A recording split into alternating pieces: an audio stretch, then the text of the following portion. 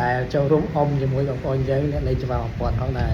ចំណុចទូកបងប្អូនមើលមុខអាហារនេះគឺជាទីលានសម្រាប់ការប្រកួតនៅក្នុងថ្ងៃទី29នៅខាងភូមិឈូកបឹងឃុំឈូកស្រុកប្រាសាទដំបូលខេត្តកំពង់ធំផ្ទាល់បងប្អូនខ្ញុំសង្កេតឃើញថាគឺមានការសាមគ្គីគ្នាសស្រាំខ្លាំងមែនទែនចំពោះបងប្អូននៅខាងភូមិឈូកបឹងណាដែលការប្រកួតនឹងគឺរៀបចំនៅបឹងម្លិចទល់មុខវត្តស្រីទេពអញ្ចឹងនេះបង្ហាញថាការសាមគ្គីរបស់បងប្អូនយើងនៅខាងភូមិឈូកបឹងគឺធំធេងខ្លាំងមែនទែនចំពោះទឹកចិត្តចំពោះការត្រៀមខ្លួនជាម្ចាស់ផ្ទះដើម្បីរៀបចំ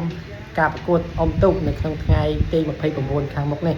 សល់ដូចជាតែ2ថ្ងៃទៀតទេអញ្ចឹងបងប្អូនអាចមើលវីដេអូខាងលើនេះបាន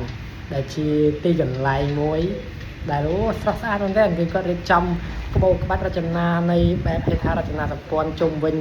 នៃទឹកបឹងគឺស្រស់ស្អាតដែលព័ទ្ធទៅដោយរុក្ខជាតិបៃតងផ្ទាល់ម្ដងដែលយើងមើលបន្ថែមទៀតគឺមានរំលេចទៅដោយទង់ជាតិកម្ពុជាទៀតអញ្ចឹងបងប្អូនយើងត្រៀមខ្លួន